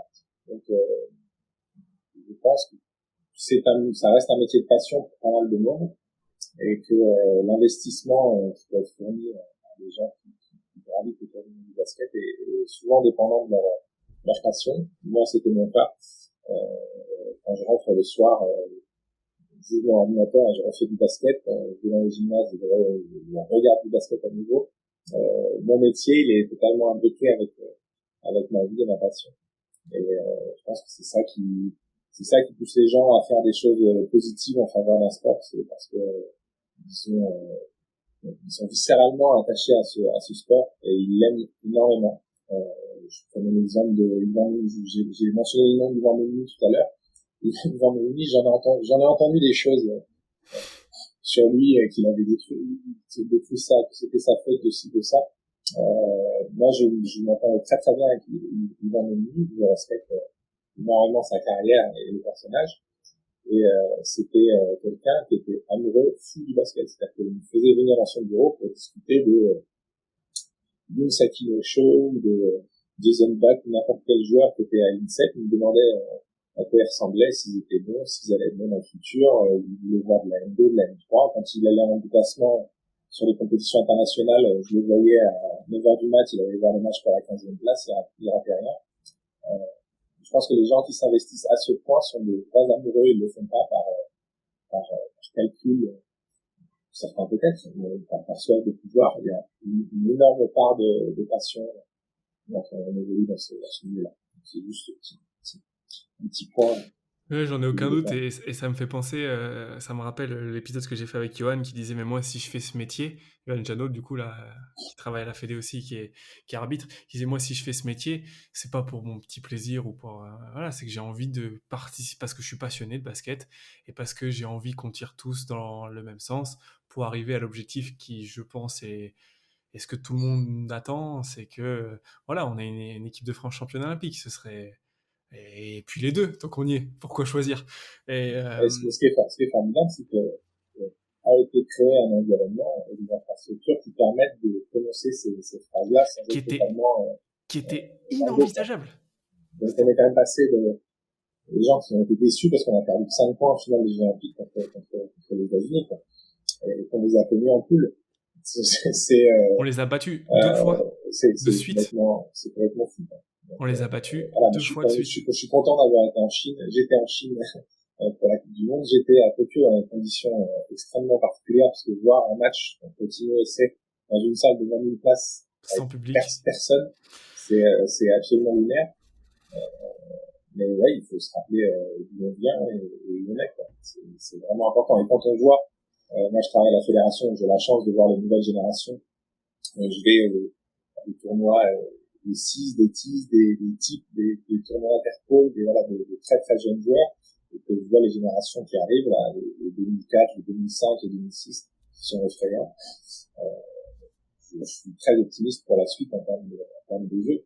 Et, ça, c'est un point essentiel parce que le point principal, ça reste quand même le sportif.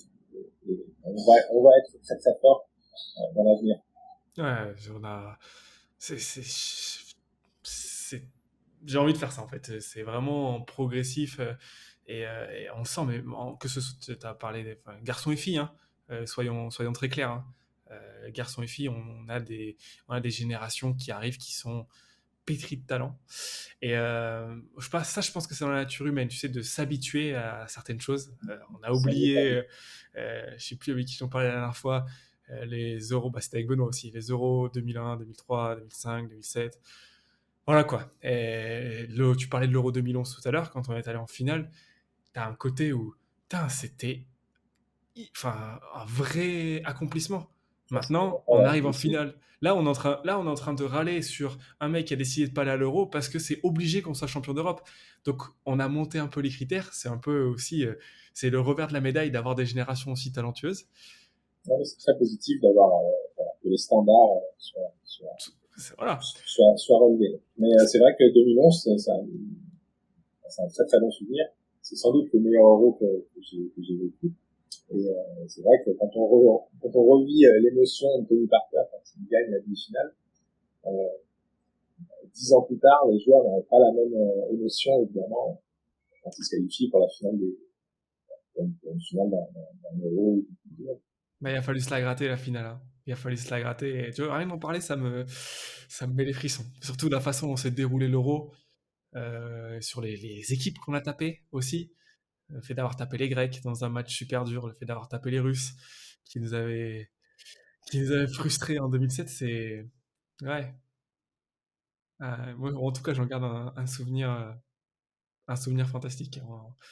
On a de la chance de maintenant vivre ces émotions-là tout le temps. Donc, rappelons-en-nous. Et donc, regardez notre série d'équipe de France pour suivre ça, s'il vous plaît.